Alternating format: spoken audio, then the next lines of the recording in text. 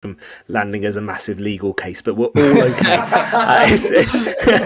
It's nearly 10 to 9 this Monday evening. Excellent to talk to Ben Llewellyn on the show, and wish him so much luck, Fraser. He was so focused, wasn't he? And so good to talk to someone with such a clear aspiration to make it through to Paris and continue that great start to the year. Yeah, and spoke very buoyantly and confidently, didn't he? That result in Cairo has clearly buoyed him. And look, very open, didn't duck any questions there, was open about the pain he felt not getting to Tokyo. And like you say, clearly focused on getting, and I really hope he does. We've got obviously Jasmine Joyce, who I'm almost certain will go, Mickey Beckett, 3 Olympians from Pembrokeshire. Has that happened before? I'm not going to scroll through the archives, but I doubt it. Yeah, that would be phenomenal, wouldn't it, actually? Yeah, it really would. So we'll follow Ben's progress with interest and, as Fraser said, other Olympian hopefuls as well over the next few months. And let's see what might happen there. I've got a brilliant football rumour, which I'll tell you about before 9 o'clock, that my mates just sent me. But let's stick with some local sport first up. And Neyland were on the road yesterday. They've made it through to the last 16 of the ECB Indoor National Club Championships. Convincing win just up the road for me, actually. They beat Cheltenham Civil Service yesterday. Neyland were 80 for 6, Cheltenham Civil Service 52 for 6. But that path to Lords just opening up, Phrase, once again for Neyland. Of course it is. Almost bored of saying it now, aren't we? Such a well-vested team in the field, and a total of 80 is no great shakes really in indoor cricket. It should have been difficult to defend, and yet they defended it comfortably. And I'm talking about in Wales and beyond in their other regions, are the best fielding and bowling side out there. They're so intense in the field, they're so disciplined. And it's interesting now, you've got a keeper as good as Sean Hannon at your disposal, probably the best keeper in Pembrokeshire over the past decade, and he's now bowling and fielding. And they've got Paul Murray behind the stumps, who's almost equally adequate. It's a huge weapon to have. And look, there's no doubt Neyland have the credentials to get to Lords again. We know that. It's whether they can triumph when they get there. That's the only question that remains on them now. Well, Cheltenham Civil Service were the Gloucestershire champions. As Fraser said, Paul Murray kept wicket, Sean Hannon skippered Neyland, Ross Hardy, Jack John, Nick Cooman and Brad McDermott Jenkins. So they are really strong, Neyland, and you wouldn't rule them out, would you, Fraser, making it to Lords again? No? Oh, absolutely not. There's no weakness there, and they've got other players who can come in who equally are strong as well. Very strong outfit. So that's the indoor cricket. The outdoor cricket was dominated by the third test, wasn't it? And England absolutely hammered. Do we have to ask some questions of the approach when this happens, guys? I mean, we all like entertaining cricket, and we played so well on the Friday, didn't we? With Ben Duckett racing to a brilliant 100. But talk about throwing it away. Yeah, look, on the plus side, they won't be dwelling on it or downbeat about it. That's one thing you do have to say for the Ben Stokes here. He's a very positive person. They'll still be believing they can win 3-2. And they possibly can. This is an Indian team that's vulnerable. But I point to 2 factors. It doesn't matter what style of cricket you're playing. You're playing India and India. They're immensely strong. You can't miss the opportunities they did for a start. Exactly. In that Indian first innings, I think catches went down at crucial times. They took the first 3 or 4 wickets actually early in that first innings, didn't they? So that was the first thing. And the second thing, you're right, Ben. I think it worked out at about 200 for 18 from the actual innings. There were 224 for 2, and Ben Duckett was flying.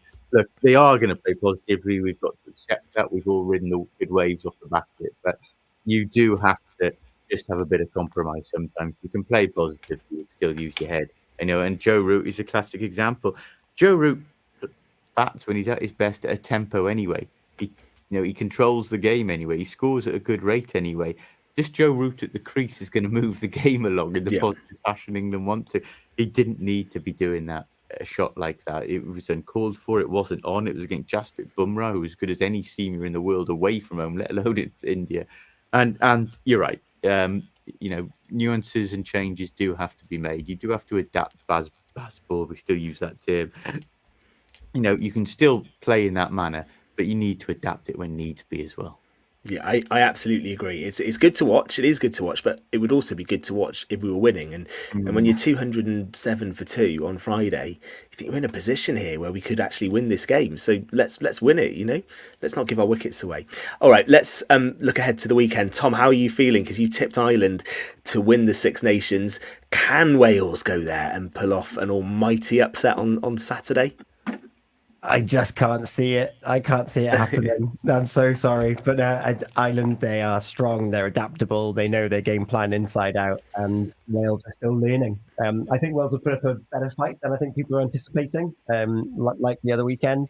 But I just can't see anyone derailing Ireland at the moment.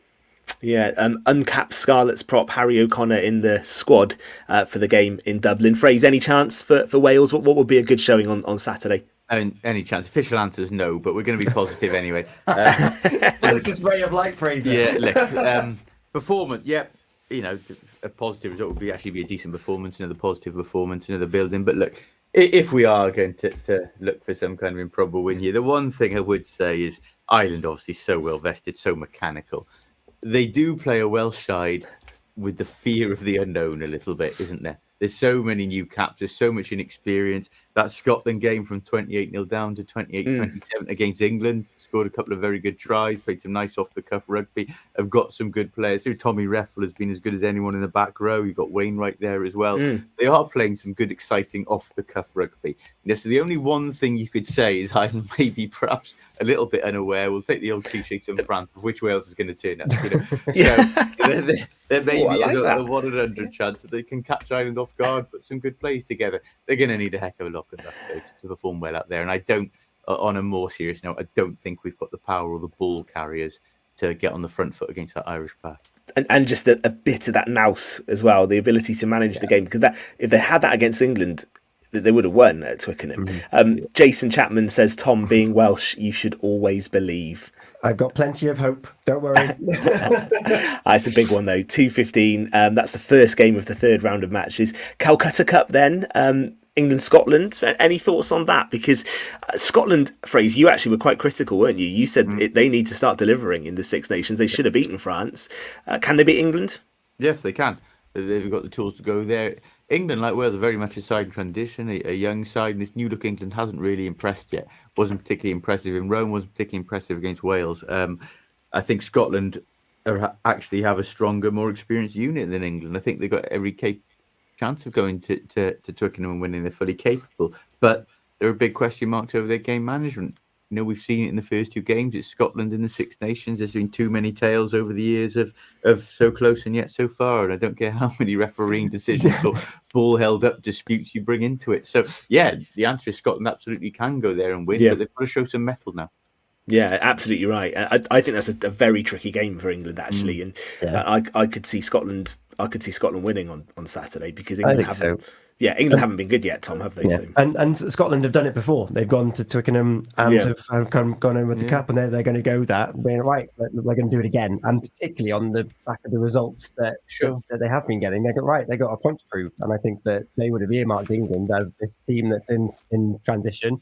We're gonna do it in their garden. And in Finn Russell, of course, they've still got one of the most exciting, probably the most exciting 10 in the championship. So great to watch. So I hope he puts in a show as well. Yeah, absolutely. And France, Italy will round off the third round of matches. You'd expect France to win that one, wouldn't you, on Sunday? But stranger things have happened. Yeah, I would. Italy are capable of causing problems with the rugby they play now. But yeah, France aren't performing though as well as people thought they were going to come into this tournament. Yeah, no, you're right, but you just feel they'll click on Saturday, on Sunday. We'll see. Fraser, you alluded to it very briefly. Sorry about those last two Swansea games. You were there, weren't you, last Tuesday? 4-0 at home to Leeds, and then against Ipswich beaten as well. Honeymoon over for Luke Williams?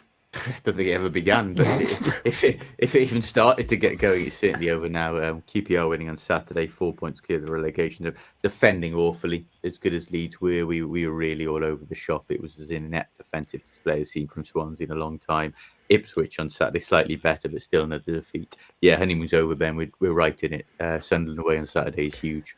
And I'll leave you with this outrageous rumour to finish the show. My friend Adams just sent me a message, and he said, if Thomas Tuchel gets sacked by Bayern Munich, Ole Gunnar Solskjaer until the end of the season. What, for Bayern Munich? For Bayern Munich. Oh, no. If that happens, you heard it here first. And I'll go with that over Harry Kane to Chelsea that I also heard today as well. I'll pitch both of them in work tomorrow, and I'll see what response I get. There we are. You can credit me, guys. Thank you very much. Thank you very much indeed. Enjoyed that. It was brilliant, actually. The first part to look at the local rugby. KT was on great form, and that St David's Pembroke stories really captured the imagination as well. So do watch that back. We had a really good interview in the first hour on that as well. That will stay up on the Facebook page. Good luck to Ben Llewellyn. Pleasure to talk to him about his Olympic hopes. We'll be back next week. It's the magnification of rhyme. TJ is next. Thank you, Tom. Thank you, Fraser. We'll see you next week. Good night. Thank you, Ed. From the heart of Pembrokeshire.